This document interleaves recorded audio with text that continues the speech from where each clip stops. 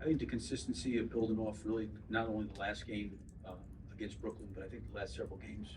You know, again, he's not going to make every shot, but he can get that physicality, and I think you felt him out there athletically. So it's good to see him, make some jumps and take some strides, as a player.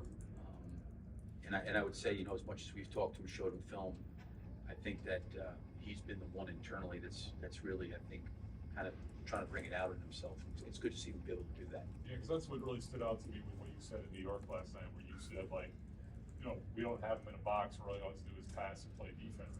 You're telling us that, obviously, but you and the staff have been telling him that ad nauseum. So what do you think changed for him finally with this little stretch that he's on? I guess it's a better question for him, but what's your take on it?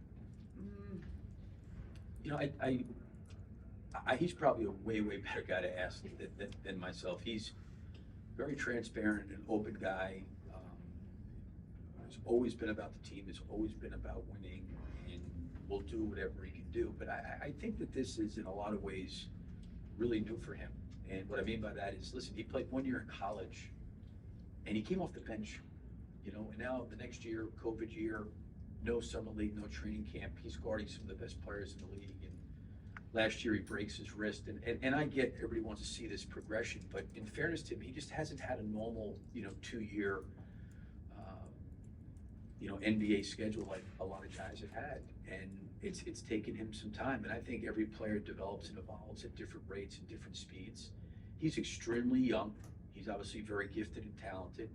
And he's gotten better, and that's all I think you want, for a player to get better. Sometimes as a coach or as an organization, you want it to be a lot faster, a lot quicker, but, there's these ups and downs. But we have been asking him to do things that maybe in a lot of ways, he hasn't had to do, because he's always probably been very dominant. And now all of a sudden, as he's playing against guys as strong, as athletic, and a lot older, there's some learning and growing and getting used to that. And it's good to see him, respond and grow. And it was unfortunate last year because I really felt last year he had a great summer. I thought he had a great summer.